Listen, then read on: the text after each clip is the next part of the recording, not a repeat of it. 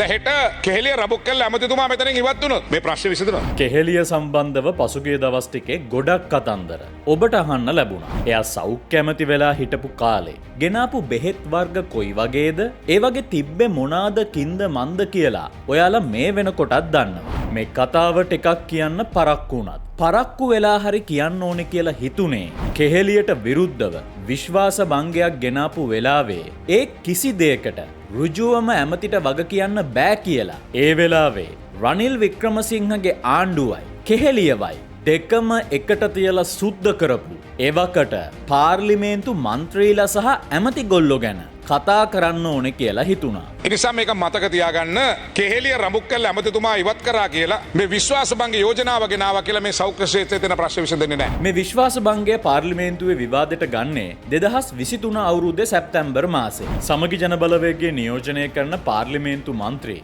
කවින්ද ජයවර්ධන තමයි මේක යෝජනාවක් විදිහට අරගෙන ඇවිල්ලා තිබ්බේ. දවස් 3ක් විවාදයට ගත්ත මේ විශ්වාස භංගයේ පළවෙනි දවසේම කෙහෙලියව ලොකුවටම සුදු වෙන්නම හොදන්නේ මහින්දානන්ද අලුත්ගමගේ. ඔව් අර මගේ අයියා කියලා ලොකු හැල්ලක් ලියලා Facebook එකේ දාපු ඒ අක්කගේ අයියා මහින්දානන්ද අලුත්ගමගේ තමයි ලොකුවටම ඒ පැත්තෙන් සද්දයක් දාන්නේ. ඔබතුමාලා කියනවා නම් කෙහෙලිය රබුක්කල් ඇමතිතුමා ඔබතුමාලා හිතනවා නම් කෙහෙලිය රබුක්කල් ඇමතිතුමා ඉවත් කරලා මේ ප්‍රශ්නේ විසඳනවයි කියලා තමුන්නාන්සේලා අපිට කියන්න අපිත් සහයෝගය දෙනවා. මහින්දානන්ද අහන පළවෙනි ප්‍රශ්නේ තමයි කෙහෙලිය රබුක්වැල්ල හෙට ඇමතිකමෙන් ඉවත් වුණොත් මේ ප්‍රශ්නේ ඉවර වෙනවද කියන එක.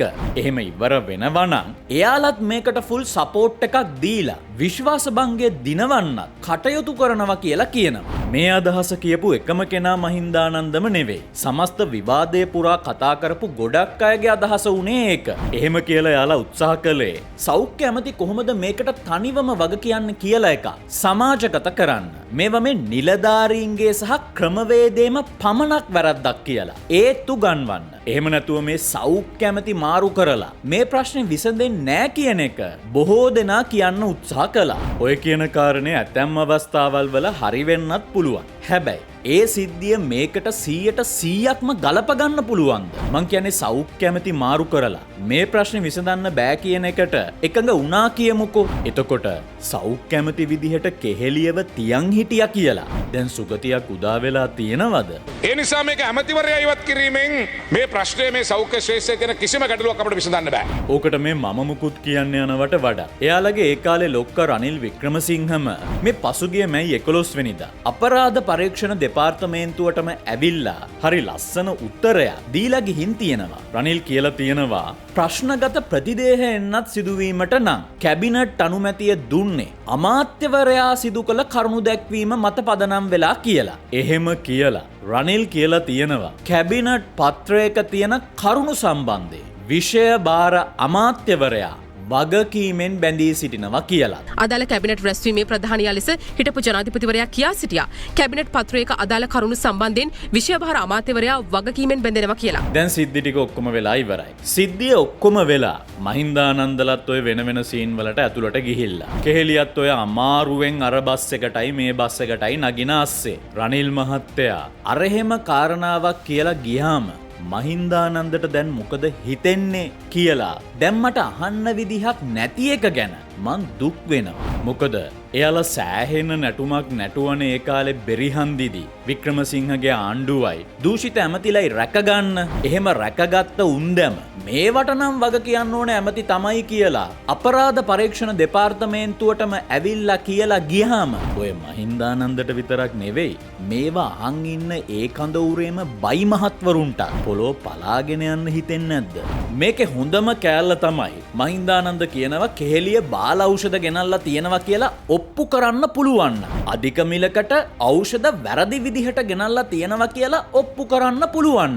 මහින්දානන්ද කියනවා එයාලා අත්සන් කරලා කෙහෙලියට විරුද්ධව විශ්වාස භංගයක් ගේන්න සූදානම් කියලා. දැන් තමුන්නාන්සේලාට ඔප්පු කරන්න පුළුවන් නම් කෙහෙලිය රබුක්කල් ඇමතිතුමා මැදිහත් වෙලා බාල ඖෂධ ගෙන්නලා තියෙනවා. මෙන්න ටෙන්ඩර් එක, මෙන්න ඩොකියුමන්ට් එක, මෙන්න ඇමතිතුමාගේ නියෝගය, මෙන්න ඇමතිතුමා දුන්න ආකාරය. මෙන්න ටෙන්ඩර් පටිපාටියට වැහරව කියලා ඇමතිවරයා දීලා තියෙනවා. මෙන්න අධික මිලට ඇමතිවරයා අරන් තියෙනවා. කෙහෙලිය රබුක්කල් ඇමතිතුමාට ඕන විදිහට අධික මිලට අරන් තියෙනවා. එහෙම තමුන්නාන්සේලාට ඔප්පු කරන්න පුළුවන් නම් ඔබතුමාලා විශ්වාස භංග ගේන්න එපා. අපිට දෙන්න අපි අස්සම් කරලා දාන්න. තමුන්නාන්සේලාට ඔප්පු කරන්න තියෙනවා නම් අපිට කියන්න අපි එතුමාට විරුද්ධව විශ්වාස භංග ගේන්න. මට දුක මහින්දානන්දගේ සපෝට් එක අපිට දැන් ගන්න බැරි වෙන එක ගැන. මොකද පිළිකාවට දෙන රිටොක්සිමැප් එකට කෙහෙලිය ගෙනල්ලා තියෙන මේ ලුණු වතුර කියලා. මහින්දානන්ද දැනගන්නකොට මහින්දානන්ද දැන් ඉන්නේ හිරේනේ. ඉතින් එයාට දැන් මේකට සපෝට් එකක් දෙන්න බැහැනේ. හියුමන් ඉමියුනෝග්ලොබියුලින් කියලා ගෙනල්ලා තියෙන්නේ විෂ සහිත බැක්ටීරියාවක් ඉන්න ද්‍රාවණයක් කියලා. එදා සපෝට් එක දෙන්න කතා කරපු මහින්දානන්ද ඒ ගැන අද දැනගන්නකොට ඒ වෙනුවෙන් මේ ප්‍රෙස් එකක්වත් තියලා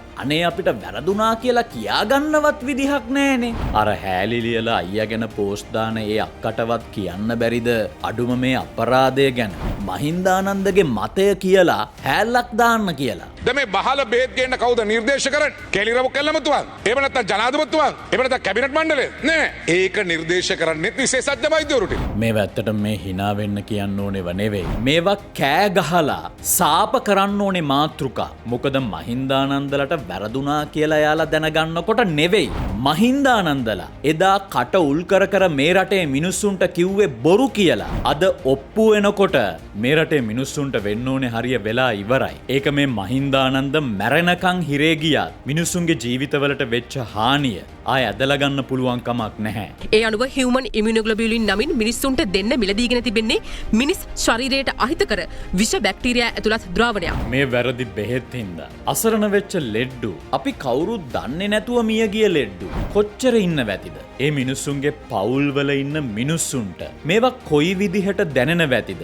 ඒවා ඒ අය කොහොම දරා ගන්න වැතිද? ඒ නිසා මේ ඇමතිවරු වෙනස් කළා විසඳන්න පුළුවන් ප්‍රශ්නයක් නෙවෙයි මේ සෞඛ්‍ය ශිෂ්ටය තියෙන්නේ. මහින්දානන්ද වගේම එදා මේ කෙහෙලියව සුද්ධ කරපු ලිස්ට් එකේ තව කිහිප දෙනෙක් ඉන්නවා. ඒ අය ගැන ඊළඟ වීඩියෝ වල කතා කරන්න. මේ ටිකේ වීඩියෝස් එන්න ටිකක් පරක්කු වෙනවා තමයි. හැබැයි පරක්කු වෙලා හරි ආපු ගමන් වීඩියෝ එක බලන්න. ඔය අපේ channel එක subscribe කරලා තියාගන්න. ඒ වගේම Facebook TikTok accounts නොත් follow කරලා තියාගන්න. එසේම පිළිකා ඖෂධයක් වන රිටොක්සිමැප් නමින් තිබී ඇති ද්‍රාවණයේ පිළිකාවකට එරෙහිව සටන් කළ හැකි කිසිදු ප්‍රෝටීන අන්තර්ගතයක් තිබී නැහැ. එහි තිබී ඇත්තේ සෝඩියම් ක්ලෝරයිඩ්. ඒ කියන්නේ ලුණු.